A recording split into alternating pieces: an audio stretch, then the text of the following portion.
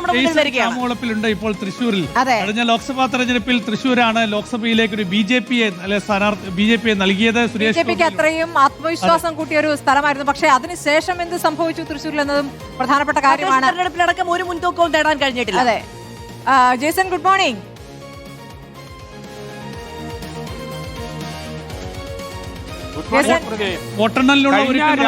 തെരഞ്ഞെടുപ്പുകളിലും പറഞ്ഞോളൂ.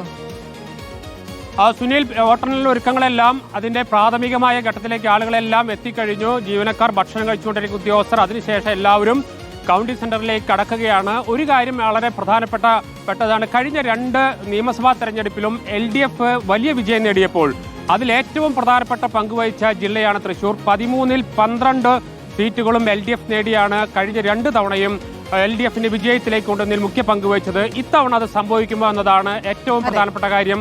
ഈ തിരഞ്ഞെടുപ്പിലും LDF പ്രതീക്ഷ വയ്ക്കുന്ന ഏറ്റവും പ്രധാനപ്പെട്ട ജില്ല എന്ന് പറയുന്നത് തൃശ്ശൂർ തന്നെയാണ്. തൃശ്ശൂരിലുണ്ടാകുന്ന മാറ്റങ്ങൾ, തൃശ്ശൂരിലുണ്ടാകുന്ന സീറ്റുകളുടെ വേരിയേഷൻ, അത് ഈ തെരഞ്ഞെടുപ്പ് ഫലത്തെ, അതായത് ഈ ഭരണത്തെ സ്വാധീനിക്കുമെന്നതാണ് ഏറ്റവും പ്രധാനപ്പെട്ട കാര്യം. എത്രമാത്രം LDFന് 12 സീറ്റ് പിടിച്ചു നിർത്താൻ കഴിയുമോ, അതോ അതിനേക്കാൾ വല്ലത് താഴോട്ട് പോകുമോ, UDF 1-ൽ നിന്ന് നില മെച്ചപ്പെടുത്തുമോ എന്നതാണ് അവർ ഉറ്റുനോക്കുന്നത്. അല്പം വൈകാതെ തന്നെ ഇത് സംബന്ധിച്ച് വ്യക്തത വരും. പക്ഷേ കഴിഞ്ഞ 2 തെരഞ്ഞെടുപ്പുകളിലും ഉണ്ടായ ക്ഷീണം ഇത്തവണ UDF ഉണ്ടാകില്ല എന്ന ഉറച്ച വിശ്വാസത്തിലാണ് UDF നേതൃത്വമുള്ളത്.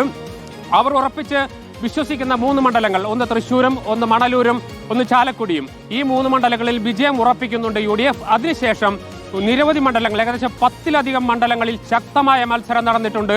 ഈ മണ്ഡലങ്ങളിൽ എന്തും സംഭവിക്കാമെന്ന സ്ഥിതി സത്യത്തിൽ നിലവിലുണ്ട്. അത്തരത്തിൽ ഈ തെരഞ്ഞെടുപ്പിൽ UDF വലിയ മുന്നേറ്റം നടത്തുമോ, ആ മുന്നേറ്റം നടത്തിയില്ലെങ്കിൽ ഈ തെരഞ്ഞെടുപ്പിന്റെ റിസൾട്ട് മറ്റൊന്നാകുമെന്ന വിശ്വാസം UDFനുമുണ്ട്. അതുകൊണ്ട് തന്നെയാണ് ഇരിഞ്ഞാലക്കുടയും അതുപോലെ തന്നെ വടക്കാഞ്ചേരിയും അതുപോലെ തന്നെ നാട്ടിക എടുത്തു പറയേണ്ട ഒന്നാണ്. കഴിഞ്ഞ LDF MLA ആയിരുന്ന CC മുകുന്ദൻ ഇത്തവണ BJP സ്ഥാനാർത്ഥിയായി വരുമ്പോൾ അവിടെ വലിയ അട്ടിമറി പ്രതീക്ഷിക്കുന്നുണ്ട് BJPയും UDFും.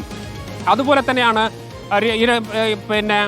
ത്രികോണ മത്സരം നടന്ന മണലൂർ മണ്ഡലത്തിൽ ഏറ്റവും ശക്തമായ മത്സരം നടന്ന TM പ്രതാപനും C രവീന്ദ്രനാഥും അതോടൊപ്പം KK അനീഷ്കുമാറും. അതിശക്തമായ മത്സരം. ഈ തെരഞ്ഞെടുപ്പ് പ്രചാരണ ഘട്ടത്തിൽ നിരവധി വിവാദങ്ങൾക്ക് തിരികൊളുത്തിയ ഒരു മണ്ഡലമാണ് മണലൂരിലെ വിധിയും വളരെയേറെ പ്രധാനപ്പെട്ടതാണ്. BJP പ്രതീക്ഷ വയ്ക്കുന്ന തൃശ്ശൂർ നിയമസഭാ മണ്ഡലം കഴിഞ്ഞ ലോക്സഭാ ജേസൺ, തൃശ്ശൂരിൽ കഴിഞ്ഞ തവണയും പത്മജ മത്സരിക്കുന്നുണ്ട് കോൺഗ്രസ് സ്ഥാനാർത്ഥിയായി. ഇത്തവണ BJP സ്ഥാനാർത്ഥിയായി വരുന്നു.